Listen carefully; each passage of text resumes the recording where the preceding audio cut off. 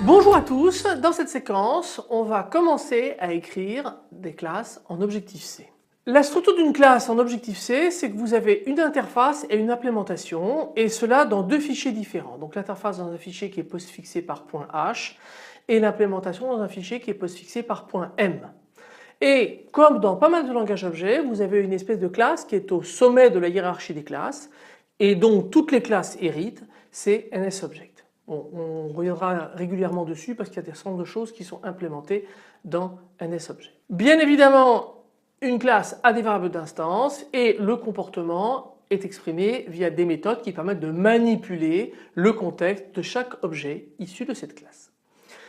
Il y a un ensemble de mots-clés qui se rajoutent à C pour cela. Donc vous avez en gros la définition d'une interface d'une classe entre la directive @interface et @end et l'implémentation dans l'autre fichier bien évidemment c'est entre @implementation et @end.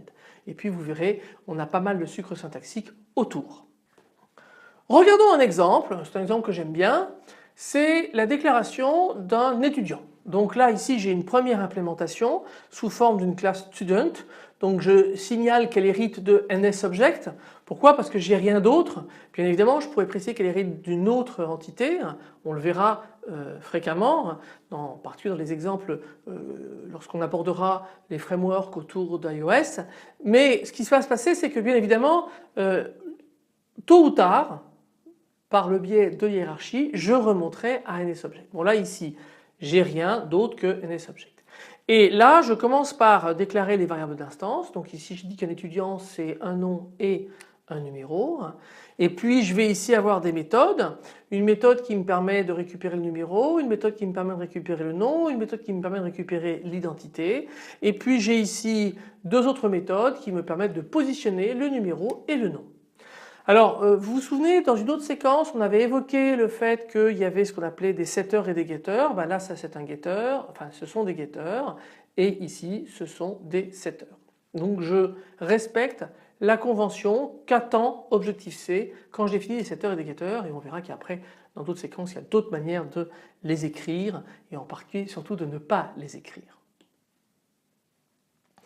Regardons l'implémentation, c'est archi classique, je ne m'attarde pas trop là-dessus. Donc vous voyez bien ici l'implémentation de chacune des méthodes que j'ai définies ici.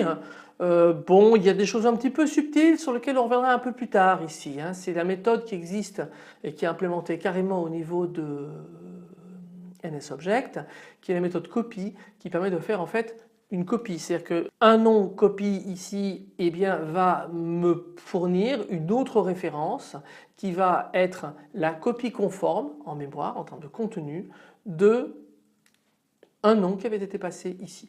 Bon, en dehors de ça, vous voyez, il n'y a pas énormément de choses nouvelles. Vous retrouvez le string with format qui a été vu dans une autre séquence et puis ici il y a une affectation, c'est extrêmement simple.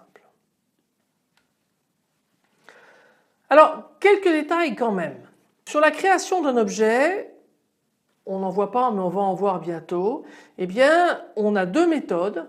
On a une méthode alloc qui est une méthode de classe qui hérite directement de NSObject et puis init qui est une méthode d'instance qui s'hérite également de NSObject.